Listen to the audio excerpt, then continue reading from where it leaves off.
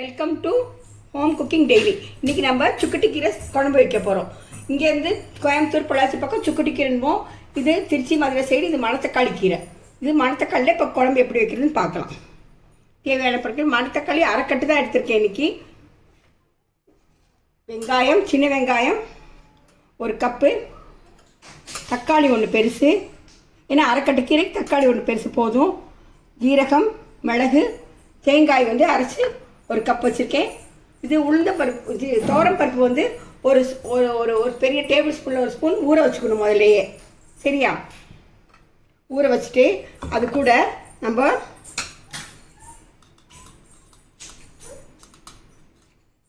அரை ஸ்பூன் ஜீரகம், 1 ஸ்பூன் மிளகு அரைச்சிடணும். அரைச்சிட்டு வந்துடலாம்.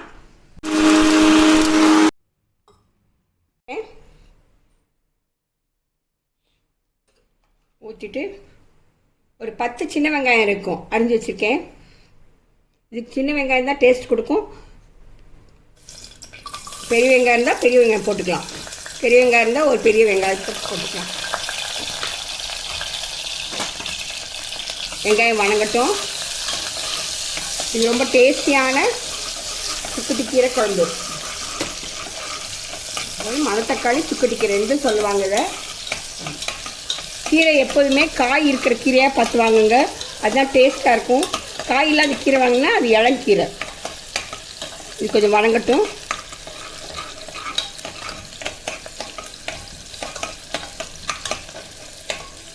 கொஞ்சம் வணங்கணும். இது நல்லெண்ணெயில் செஞ்சால் தான் ருசியாக இருக்கும் இந்த குழம்பு. நல்லெண்ணெய் இல்லைன்னா நீங்கள் என்ன வேணாலும் போட்டுக்கலாம். நான் இதை அரைச்சி வச்ச பருப்பு, ஜீரகம்,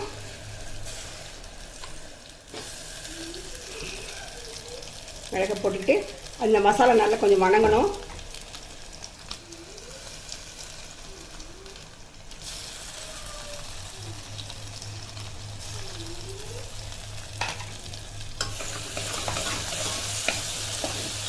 இந்த மசாலா ஜீரகமும் மிளகு பச்சை வாசனை போகிற வரைக்கும் கொஞ்சம் 2 நிமிஷம் வதக்குங்க.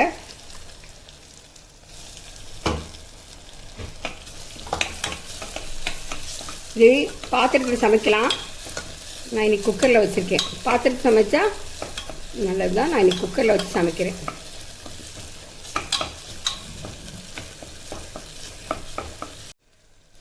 பொடியாக நறுக்கினா தக்காளி போடுங்க. தக்காளி நல்லா வணங்கட்டும். நல்லா வணங்கிருச்சு. தக்காளி நல்லா வணங்கினா தான் எந்த குழம்பும் ருசி. தக்காளி எப்படியே இருந்தால் நல்லா இருக்காது. தக்காளி வணங்கிச்சு. ஸ்டவ்வை மீடியம் சைஸில் வச்சுட்டு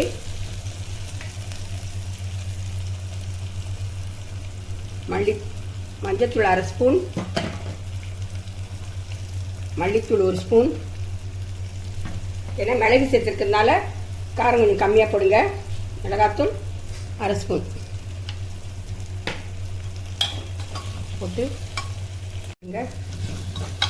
போட்டு மசாலா கருகக்கூடாது.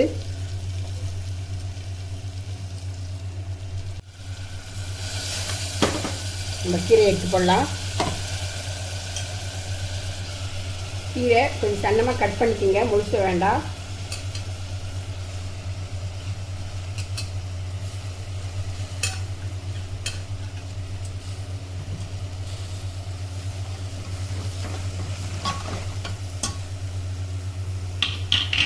ஒரு 4-5 பேர் இருந்தீங்கன்னா நீங்கள் 5-6 பேர் இருந்தீங்கன்னா முழுக்கட்டு போடலாம்.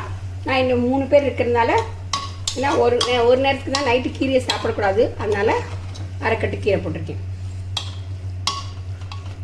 டேஸ்ட்டாக இருக்கும். மணத்தக்காளிக்கு இன்னொரு விதம் இருக்குது. வாய்ப்புண்ணு வந்துச்சுன்னா வெறும் மணத்தக்காளி மட்டும் மென்னிங்கன்னா, கீரை மட்டும் மென்னிட்டு இந்த சாரை முழுங்கிங்கன்னா வாய்ப்புண் குணமாகும்.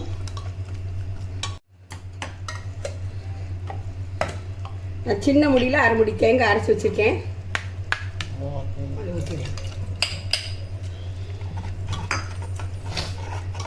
சின்ன தேங்காயில் 1/2 முடி தேங்காய் போட்டு, மிளகு போட்டிருக்கனால காரம் கம்மியாக போட்டிருக்கேன். கொஞ்சம் தண்ணி ஊற்றிக்கிங்க, ஏன்னா வேகும்போது தண்ணி இது ஊற்றிடும். மூடி வச்சு உப்பு பார்த்துக்குங்க.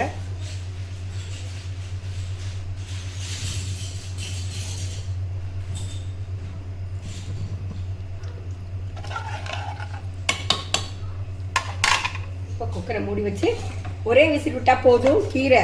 அதனால ஒரு விசில் விட்டுட்டு இறக்குங்க. சுவையான சுக்கட்டி கீரை குழம்பு ரெடி.